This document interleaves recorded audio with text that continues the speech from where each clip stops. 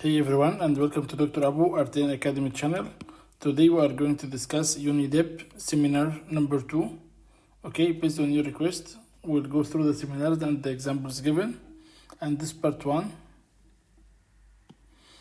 In this seminar, we are going to check very quickly. We'll run through the set operations, the probability, frequency, and the relative frequency, the axiom, okay, of Kolmogorov, the conditional probability, the principle of marginalization and Bayes theorem, okay, independent event, and we'll take some examples. So first of all, we'll start with the theoretical or classical approach. In the classical approach here, if I have an event, okay, or treat, which possesses 4 treats, for example. So if I have n number of mutually exclusive and equally outcomes events, what does this mean? This means that exclusive, we say that if we have two sets, set A and set B, and they are not intersecting, they are disjointing. Okay, this means that they are called mutually exclusive. Mutually exclusive, there is no intersection between them, there is no overlap between them. But it doesn't mean that they are independent, okay?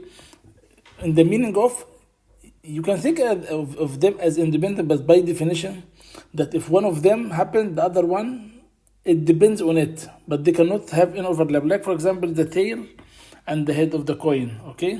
If we throw a coin, we either will have a tail or a head. So if we get a tail, we cannot get a head. If we get a head, we cannot get a tail at the same time. So they are to somehow dependent on each other, okay? So they are not dependently in the meaning of dependent, but if one of them happened, the other one should not happen. This is one of the definitions of the mutually exclusive. So mutually exclusive means there is no intersection between them. This is the main meaning or the main definition. But here in the slides, you will find another question whether they are independent or dependent, and then the answer will say that they are dependent, because if one of them happened, the other one cannot happen. If the tail appears, the head cannot appear. So they are to somehow depend on each other. Okay, maybe theoretically the definition is not so accurate, but here, as given in the slides, it has sense in the extent of if one happened, the other one cannot happen. Okay, so if there is n mutually exclusive, okay, and equally, so they have the same chance, equally like of outcomes, that they have the same chance to happen. For example, the tail has 50% chance and the head has 50% chance. Every number on the face of the dice will have 1/6 probability or chance, okay? So if I have n number mutually exclusive and equally like event, then, and k of these possesses a trait, k of them possesses, they have some function or some criteria or some observation or some measurements, which all of them they are having, okay? And the k of these possesses a trait, then the probability, we call it E, the probability E equals how many of this k, okay, how many will happen, k, and to the total number of the events which I have. I give you an example to make it easier. I have a dice, and in this dice, as we can see, we have 6 faces, each face. So how many events I could have? I could have 1, 2, 3, 4, 5, 6. So this is n number mutually exclusive, okay? Mutually exclusive means there is no intersection. I cannot have 1 and 3 at the same time, or 2 and 3 at the same time, 4 and 5 at the same time. So there is no overlap between them, there is no intersection between them, okay? They are called mutually exclusive, okay? And then at the same time, they are likely equally like outcomes. So the possibility of each of them will happen, it will be 1/6 of each phase, 1 or 2 or 3 or 4 or 5, equally like outcome of an event.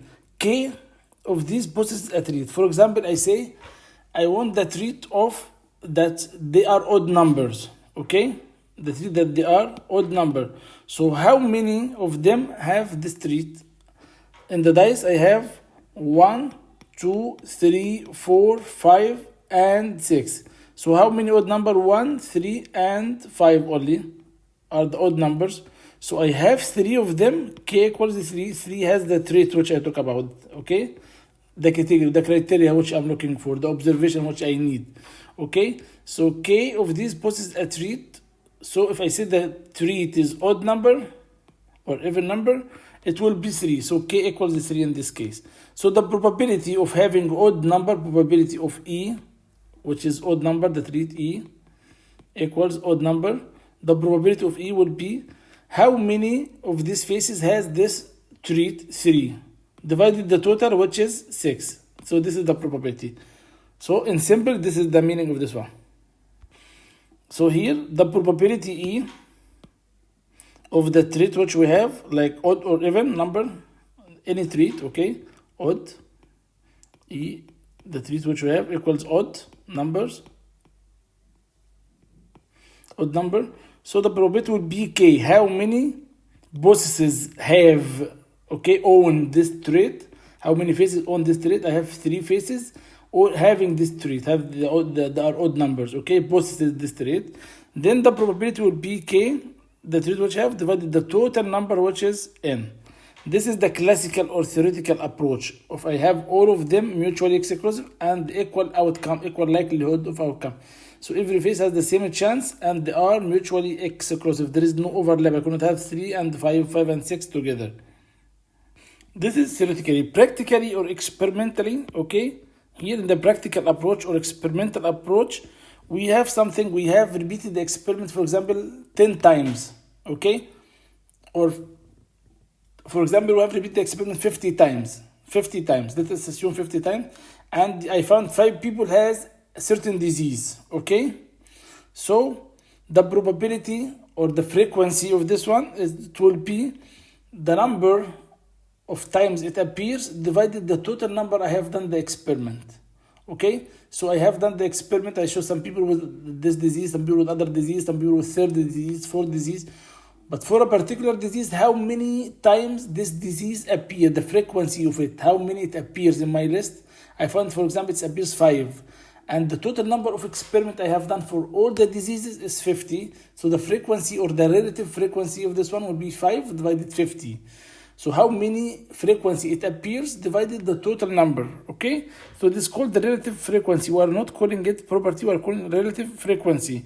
If a certain process is repeated for a large number of times, so for example, I have colors, okay, green, red, orange, blue, and so on. So the frequency, I have done the experiment, and it appears, for example, 50 times, okay? So 15 appears black, 20 appears orange color, 5, so 35, 40, okay? So 10 green, so total number is 50.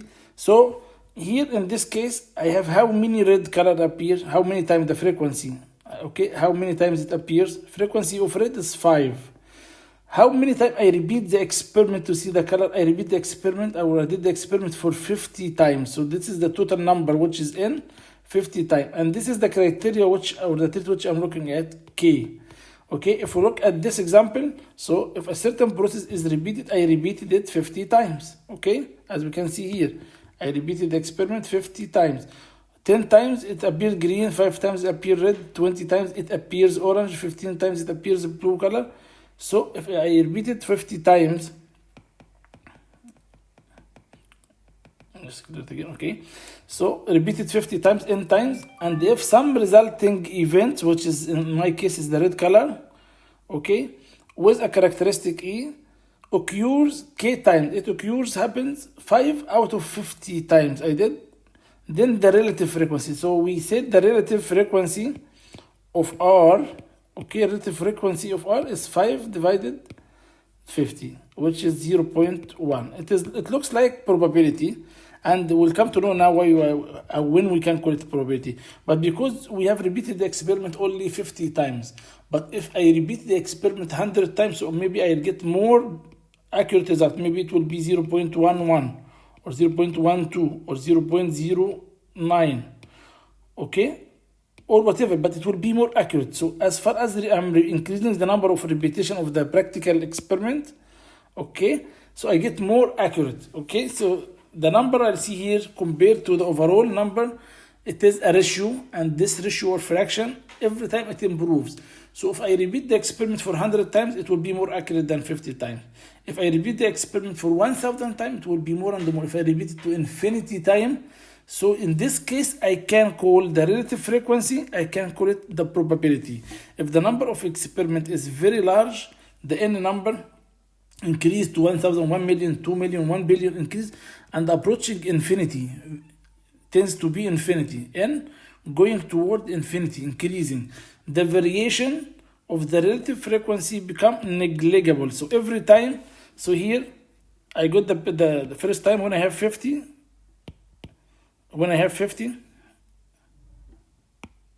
so as I can see here in this table, which just I just put it here.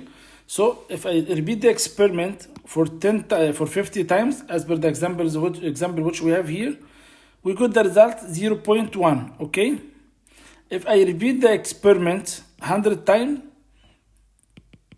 I may end up that I had an error when it was 50, and now it became 0.13 because it became more accurate. Okay, I got a second decimal place, okay, which was not here, so it became 0.13. If I repeat the experiment for 1000 times, I found it is not 1.3, 0.1, it's 0.129. If I repeat it 2000 times, it will be 0.1.291. So the difference here, it was 0.03, here it becomes 0.001, here it becomes 0.0001, very close. There is very minor change happening every time. If I increase it to 2000, it will be very minor. If I increase to 10,000, it will be 0.000001. If I increase it to 100,000, for example, so the answer became very close. There is no big difference between this. Almost we can ignore them. It's negligible. Okay, so here the variation of the relative frequency becomes negligible. The number is called the probability. In this case, I can call this number the probability because I have large number of repetition of the experiment. On this slide, the probability of any events, okay, must be between 0 and 1. Probability cannot be greater than 1, okay, and cannot be less than 0. So probability should be equals to or greater than 0 and less than or equal to 1. The complementary, if I have one probability like tossing a coin and the tail, and so if the tail, the probability of the tail is 0. For example, in one of the experiments I tried 100 times and it appears 0.2. So the probability of the head in this case should be 0.8. Okay, if I have a probability of one of the diseases 0.2 or 0.3, it's a different number. Okay, 0.3, the probability of not having the disease would be 0.7. So this is called complementary. Complementary, if probability D, the other one we call D bar, which complementary. A, probability of A, the complementary would be A bar, okay? The probability A bar. So if the probability of anything equals any value, okay? A probability of A, for example, probability of A bar equals 1 minus the probability of A, okay? The probability of D bar equals the probability 1 minus the probability of D. As we can see here, the probability of D is 0.3, so probability of D bar 1 minus 0.3, which equals 0.7. So now we knew the probability of anything. The probability is between 1 and 0, okay, including 1 and 0. The complementary probability of A bar, anything complementary, equals 1 minus the probability itself, okay, which is this one. The probability of union, probability of A union B, this is very clear that any element inside A has to be here and any element inside B has to be here because they are union, all of them, okay? So it will be cumulative, all of them, A and B. But there is some point here. If A and B are disjoint like this, so probability of A and B would be all the numbers here in A and all the numbers in B, okay? All the elements in A and all the elements in B. But if they are overlapping, here there is intersection, and I said the probability of B and the probability of A. If I say probability of A plus the probability of B. So in this case, I count these items twice. So I count them, one with A and one time with B. So they are counted. So the probability of A and B, if they are disjointing like this, if they are disjointing, equals probability of A plus probability of B, straightforward, okay, plus the probability of B. This is the union. If they are disjointing, there is no overlap. But if there is overlap, the probability of A union B will be equals probability of A also, okay, like this one, plus probability of B, the same as this one, minus one of the intersection, because intersection already include, if I take all A and all B, this means I have all A and all B, and I have one of the overlap, minus the probability of A intersect B. Okay, this is the rule here. Okay, so here, if they are disjoint or they are called mutually exclusive event, there is no overlap between them. Okay, called mutually exclusive, the probability of them, probability of A plus B, B here plus the reason plus meaning union. Okay, probability of A union B or A plus B equal probability of A plus probability of B. Okay, probability of A plus probability of B. This in case of they are not jointing, exclusive, because there is no overlap between them. If they are overlapping, so the probability of A plus B will be equals to the probability of A also, okay, plus the probability of B, which is this one, minus the probability of AB. If they use AB times, this means A intersect B. Because you know the probability of A intersect B, it called the probability of A times the probability of B. Because why times? Times always increase. If I say 2 times 4, it increases the probability, it increases the number, it will be 8. But our probability, as we said, all the probabilities are decimals, are less than 1. Our probabilities are less than 1. So if I said 0.1 times 0.2, number will not increase, it will decrease, because it will be 1 times 2, 2, and the point after 2 decimal, 0.2. So the number become, the multiplication become less than this one and less than this one. So if you multiply two decimal fractions smaller than 1, less than 1, together, the answer will be lesser than any of them, smaller than any of them, okay? And this is at the logic. If I have this A and this is B, and I want only this area, it should be has probability less than A and less than B, okay? So the probability of A intersect B here will be the probability of A plus probability of B minus the probability of their intersection. Probability of A, okay, minus the probability of B, plus probability of A plus the probability of B minus the probability of the intersection, okay? So probability of A union B, or they call it A plus B, it doesn't matter, equals probability of A plus probability of B minus probability of A intersect B. If using this notation, okay, plus or minus and multiplication of probability of A plus probability of B minus probability of AB. AB means A intersect B, okay? So someone will come, okay, so shall I use this formula or this formula? Both are the same, but this one is the general formula. You can use this one forever. For any case, we can use this formula. This formula is applicable all the time. How? Because if there is intersection, so it will be probability A plus probability B minus the probability of the intersection, okay? This intersection, okay? But if there is no intersection, like this case, it will be probability A, okay, plus probability B minus the probability of intersection. There is no intersection. Since there is no intersection here, so the probability of the intersection is 0. Probability of A intersect B is 0, so it will be cancelled. So it will be probability of A plus probability of B as it is.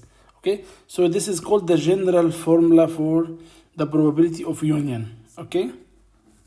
The third rule here, that the sum of the probability of all mutually exclusive, okay, if I have this mutually exclusive, there is no intersection between them, there is no intersection, because if there is intersection and you get the probability of A plus probability of B, it will be definitely more than 1, which is wrong because you have to subtract minus probability of A intersect B. You cannot have overlap because this probability will be more than 1, which is wrong. Okay, so the probability of any mutually exclusive like this, mutually exclusive outcomes 1. The sum of the total probability of any mutually exclusive equals 1. So probability of A1 plus A2 plus A3, probability of A plus B plus C plus whatever, as far as they are disjointing, equals 1. Then we'll come to discuss the conditional probability. Conditional probability means that he gave us one condition that it is fixed, it happens, it occurred already, guaranteed, it happened. Okay, this called conditional probability. So if I have a case which is given, for example, I want the probability that you succeed, so the probability of success, okay, success, given that subject to that you have studied. If you have studied already, so this would be the given. So the given something, I have to find the probability of you have studied. Maybe you have studied 50%, 70%, 80%. So I have to get the probability how much you have studied, and then I check the probability. So sometimes given, this called given. So how to read this one? This is the notation of it. So the notation can be read the probability of A. So here one of the key points which you have to concentrate on, that this is, you have to read like this, probability of A. So what we are counting is not B. What we are checking the probability for is A, the probability of A. So we have to look in the problem which probability we want to calculate, not the given one. The probability of A, given that B happens, okay? It equals to, so here, the probability of A given B equals, very easy, just the probability of, I just convert this given to intersect, okay? Probability of A intersect B, that's it. Divided the last one, the probability of B, but probability, you have to put probability of B, okay? So probability of A given B, it is probability of A intersect B, divided the probability of B. Or you can write AB as here, but here also it means A intersect B, okay? Just keep in mind. So probability AB, A intersect B, divided the second one. That's why in the probability of the given items, it matters. It matters which one comes first, which probability I'm looking for, and which probability is given. So here it will be read as probability of A given B. Given is the line, okay? The probability of A given B, okay? So here we can use this formula also, okay, to find the probability of A intersect B. So how we can get this? Probability of A given B equals the probability of, as we said, we convert this one into intersection, probability of A intersect B divided the second one, probability of B. So can I get the probability of AB? Yes, I have cross multiplication, okay? So the probability of A intersect B, sometimes they are calling it A probability of AB. You can call it whatever you want, this one or this one, okay?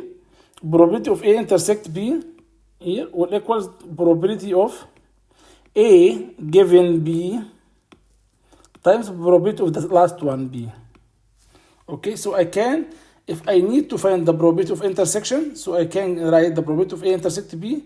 If I have the given in the question, if he give me the given and I want to calculate the intersection, so I have to have the probability of A given B, okay, just I convert this intersection to given, times the probability of the last one. That's it. By the way, the probability of A intersect B equals to the probability of B intersect A. So B intersect A or A intersect B, it doesn't matter, okay, in the intersection. But given, it matters. And given, there's a big issue. Everything will be wrong if you swap them. So the probability of A intersect B equals to the probability of B intersect A, okay, intersect A equals to, from the first one, it will be the probability of A given B times the probability of the last one, which is probability of B. If we will use this one, it will be the probability of B given A, okay, times the probability of A, okay? So the probability of A given B times the probability of the last one, B, equals the probability of B given A. I can swap them, A and B, okay, times the probability of A. But at the end, I have to multiply. If here A, I have to multiply the probability of A. If B is here, I have to multiply the probability of B. So we can summarize that the probability of A given B times the probability of B equals the probability of the other way. Swap them. Instead of A and B, A given B, it will be B given A times the probability of A. The only thing here, just to, in order to memorize it, consider like these are cancelling each other. So it will be the probability of, like cancel this one. They are the same, not cancelling, they are the same. Probability of A and A, it will be the same. B and B, it will be the same. So in this case, it will be right, okay? The probability of A given B times the probability of B equals the probability of B given A times the probability of the last one, B, okay? Because A, probability of A intersect B equals the probability of B intersect. They are the same thing, it doesn't matter. If I said here A and B, so I said the probability of A intersect B, it will be this area. If I say probability of B intersect A, it will be also the same area. So here, from this formula which you have taken just now, the cross multiplication which you have done, the probability of A intersect B equals the probability of A given B times the probability of B. So we can use the same concept, probability of the first one given second one times the probability of the second one. Here was the probability of the first one given second one, just replace intersect by given, okay, times the probability of A.